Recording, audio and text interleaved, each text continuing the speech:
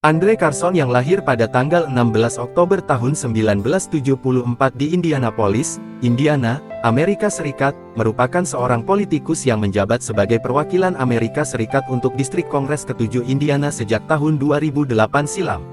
Ia menjadi dekan delegasi Kongres Indiana setelah perwakilan Pete Visclosky pensiun pada tahun 2021. Saat usia muda, minat Carson pada pelayanan publik dibentuk oleh sang nenek, mendiang anggota Kongres Julia Carson.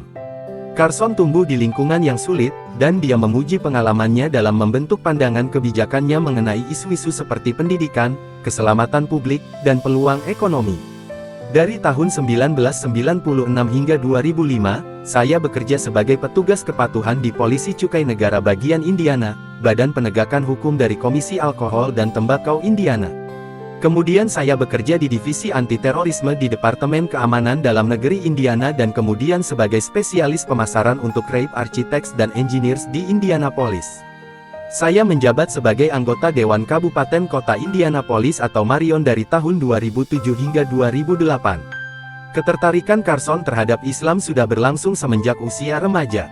Diakui olehnya, ketertarikan itu karena nilai-nilai kedamaian dan kasih sayang yang diajarkan di dalam Al-Quran. Bagi saya, daya pikat Islam terletak pada aspeknya yang begitu universal.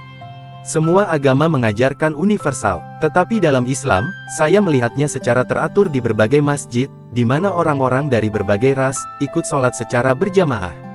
Dari sanalah, kemudian Carson mulai membaca buku-buku mengenai Islam. Suatu hal yang paling memengaruhi dirinya adalah karya-karya penyair Sufi Jalaluddin Rumi dan buku autobiografi tokoh Muslim terkenal Afro-Amerika, yaitu Malcolm X. Setelah mempelajari Islam secara mendalam dengan sepenuh hati, akhirnya Carson mantap untuk memeluk agama Islam.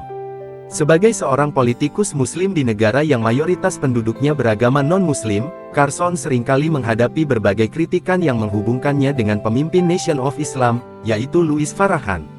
Sekalipun menyangkal bahwa kelompok Islam itu ada hubungannya dengan Carson, namun ia mendukung beberapa aktivitas yang dilakukan kelompok itu, seperti memerangi penggunaan narkotika. Walaupun sikap Carson ini ditentang, ia tetap memiliki banyak pendukung. Sejak memutuskan untuk terjun ke dunia politik, saya tidak menganggap agama yang saya anut ini bakal menghambat saya. Sekalipun umat Islam masih berjuang keras untuk meningkatkan citra mereka di Amerika. Bagi saya, agama memberikan informasi untuk saya. Anda perlu menghormati orang-orang tanpa melihat ras, agama, atau jenis kelamin.